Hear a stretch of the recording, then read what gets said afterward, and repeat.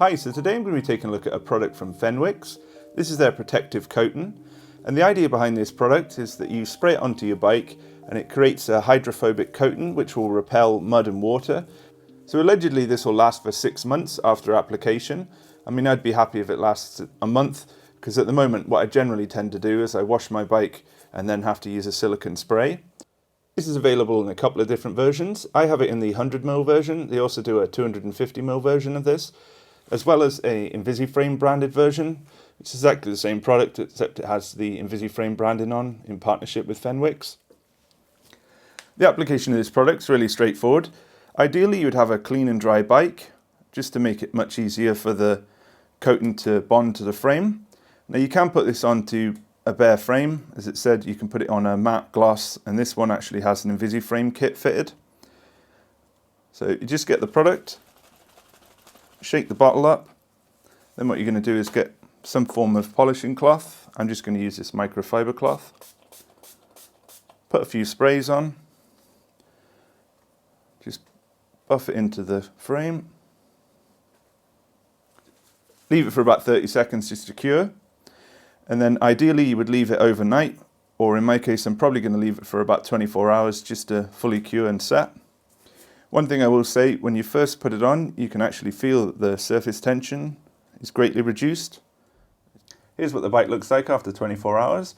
It's set completely invisible, you can't see it at all. There's no streaks or any marks on it.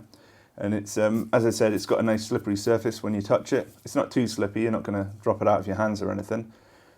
But what I'm going to do is I'm going to take this bike for a ride, and when going to get back, it's obviously going to be filthy. I'm going to give it a wash, see if the stuff's any good. Here's the bike after the ride. I didn't do anything to the bike at all. I didn't put any cleaner on it or agitate the mud in any way. I literally finished my ride and then just connected the pressure washer and started cleaning.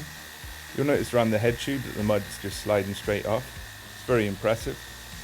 So this is a low pressure washer, so it's not as if it's putting a high stream of pressure on it. It's literally like a fine mist that's going on, and the mud is just falling straight off.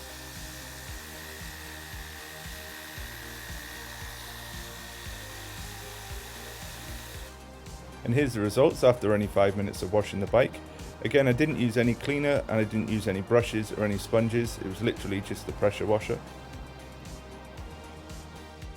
Next thing I wanted to try was see how this fared when the mud had had chance to dry. So this bike was ridden 2 days ago and then it was left to dry. Now ideally you want to wash your bike straight away, but you know, things happen and you don't always get a chance to do it. So I just wanted to see how this would fare. So what I'm just doing here is I'm just going to add some moisture to the mud to obviously help loosen it up before I add the pressure to it.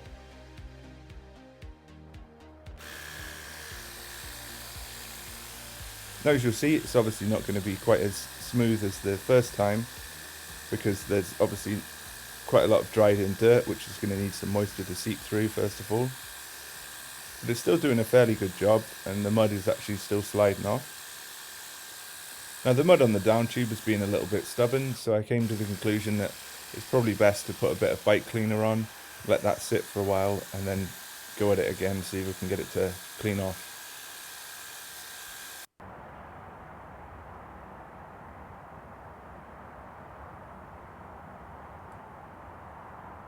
I gave the bike cleaner a couple of minutes for it to soak in, and then I just put the pressure on it. As you can see, the mud just flew straight off.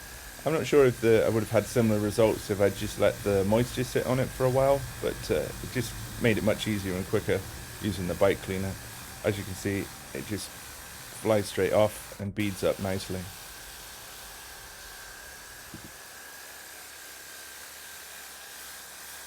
Just finishing up on the frame here. It took about 10 minutes, so it's about twice as long as it did the first time, but it still had impressive results. And as you can see, it's still got this nice slippery coating to it, and the water just beads straight off. Just have a look around the frame. Other than the bike cleaner, I didn't use any brushes or sponges. Now obviously you can use them if you want to do some fine details. You might need to use some degreaser on the cassette and chain, etc. But I just wanted to see what the results would be like with just the bike cleaner.